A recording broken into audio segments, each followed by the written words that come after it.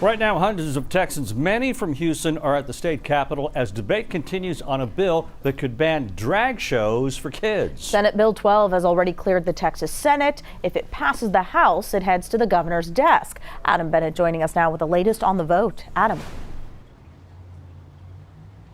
Well, Reka, this hour, lawmakers still have more testimony to hear from the public. Supporters say that this bill has been narrowed down so that it protects kids from inappropriate content.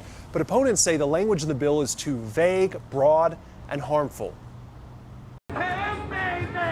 Drag shows have been targeted by protests in Houston. We know that we don't need a drag queen as an example to children. And come under fire by bills and the state capitol in Austin. These types of performances were once reserved for sexually-oriented businesses, and now they're occurring in restaurants and other public venues with little children present.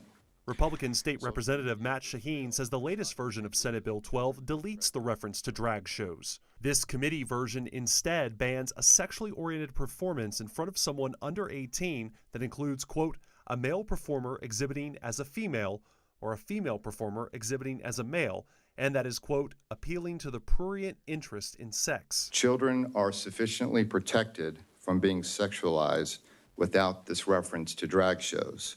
This morning, state lawmakers heard more than 2 hours of testimony, mostly against SB 12.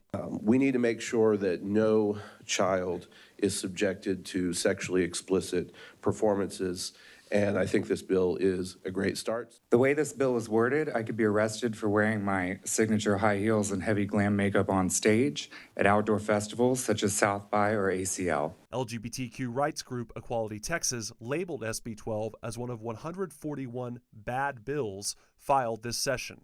I cannot adequately express to you what 140 bills that attack your community feel like. Under the latest version of SB 12, violators could face up to a year in jail. We mentioned members from Houston were at this hearing and testified. That includes members of the Greater LGBTQ Chamber of Commerce here in Houston. What they have to say about the bill and their stance coming up at 6. Reka and Ron. We'll see you then. Thank you, Adam.